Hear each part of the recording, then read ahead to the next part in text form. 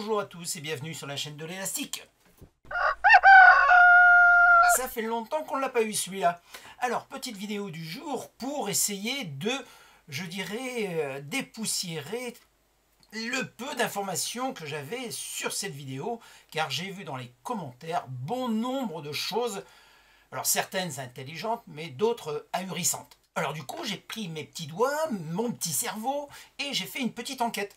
Donc on voit à 10 secondes de la vidéo, on voit le numéro de plaque d'immatriculation du véhicule. Alors, qu'est-ce que j'ai fait après?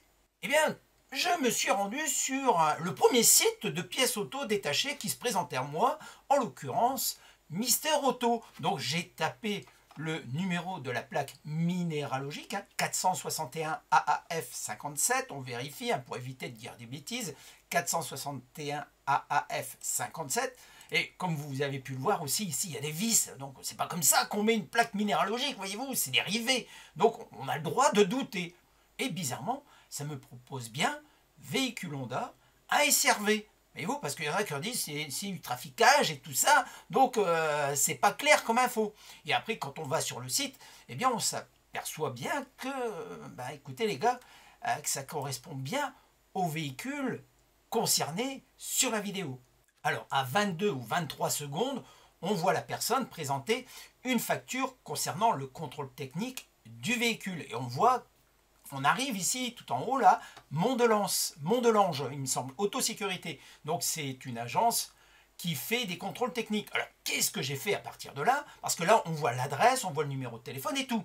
Après quelques minutes de recherche, j'ai trouvé sur autosécurité effectivement une agence qui s'appelle Mont-de-Lange, qui se situe à la même adresse de facturation qu'il y a sur le document en question. Signe du destin ou pas, eh bien cette agence est située au 24 rue du Cimetière. Ça ne s'invente pas.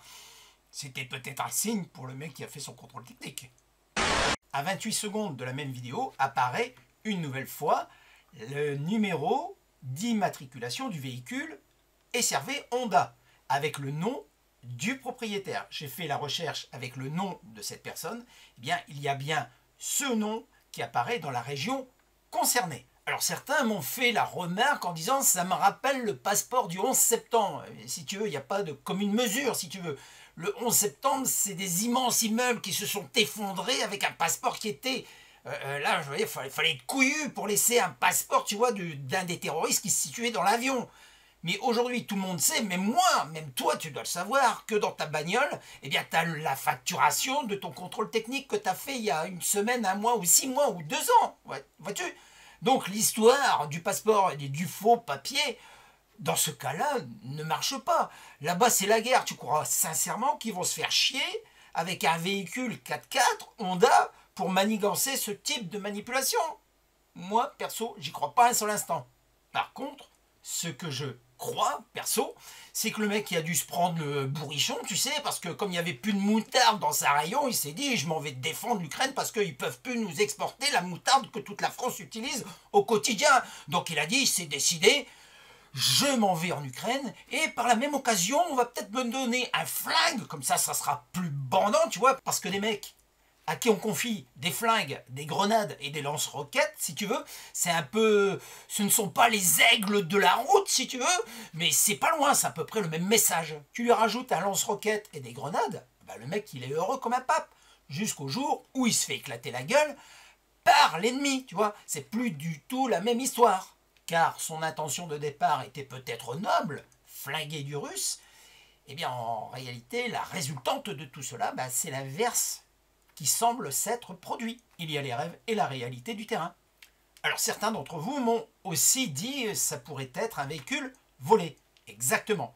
Mais dans mon public, il y a des gens bien intentionnés et bien placés qui m'ont dit que ce véhicule n'était pas un véhicule volé et qu'aucune déclaration de vol n'avait été faite pour celui-ci. Donc moi, ce que je pense pour cette affaire, c'est que le mec, il s'est monté le bourrichon tout seul avec tous les médias et il a décidé d'un commun accord avec lui-même de partir en guerre contre les Russes en prenant sa bagnole. Alors certains d'entre vous m'ont signalé qu'il y avait eu peut-être une mise en scène. Je vais vous expliquer brièvement pourquoi je n'y crois pas et que je fais une confiance je dirais pas absolue, parce que la confiance n'évite pas le contrôle, c'est mon habitude, en Vassili Prozorov.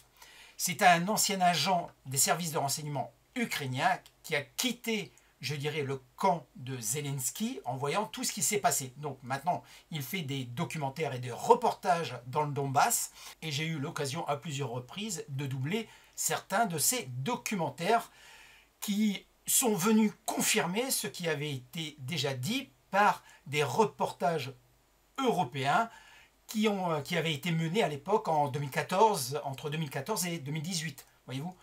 De plus, je lui ai accordé un crédit confiance supplémentaire, car il y a quelque temps, il y avait une vidéo qui circulait sur les réseaux, c'est celle-ci que vous avez devant les yeux, et les commentaires accompagnant cette vidéo disaient que les soldats ukrainiens ouvraient le feu sur des écoles dans le Donbass en 2014.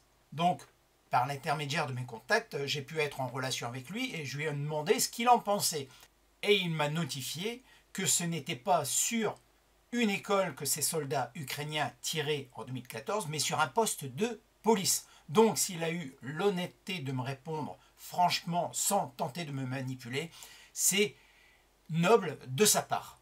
Mais je vous rassure quand même, hein, avec les gens avec lesquels je discute, je n'ai pas qu'un seul interlocuteur qui parle ukrainien ou russe. Donc ça me permet de recouper l'information derrière pour éviter qu'on me dise des conneries derrière.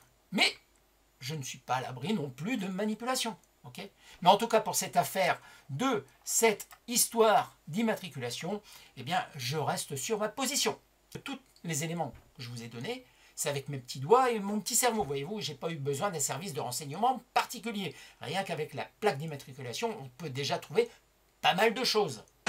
Alors, cette vidéo est bientôt terminée et j'en profite pour me faire ma propre pub. Hein. Grâce à Quartz Traduction, qui a traduit ce documentaire, j'ai pu le doubler. Comme vous allez vous en rendre compte, je ne l'ai pas mis sur YouTube, sur ma chaîne principale, mais sur ma chaîne secondaire, si vous voulez, comme je prends des targets d'un côté ou de l'autre. Donc je jongle en fonction des targets que YouTube m'a lancés afin que cette vidéo soit disponible. Parce que j'ai déjà un avertissement sur ma chaîne principale, donc je ne veux pas en avoir un second dans l'immédiat. Donc vous avez tout le loisir d'aller voir cette vidéo révélatrice. Hein. Bon, je l'ai mise il y a quelques jours, elle a déjà 20 000 vues. Alors je vous invite à aller la voir et à la diffuser. Voilà les amis, cette vidéo est maintenant terminée. Je t'invite à liker, à t'abonner, à partager cette vidéo si tu le souhaites et uniquement si tu le souhaites. Et je vous dis à plus sur la chaîne de l'Élastique et surtout, et à tous. Putain, j'en ai marre d'avoir toujours raison. Merci de rappeler que l'info n'est pas sur les réseaux sociaux.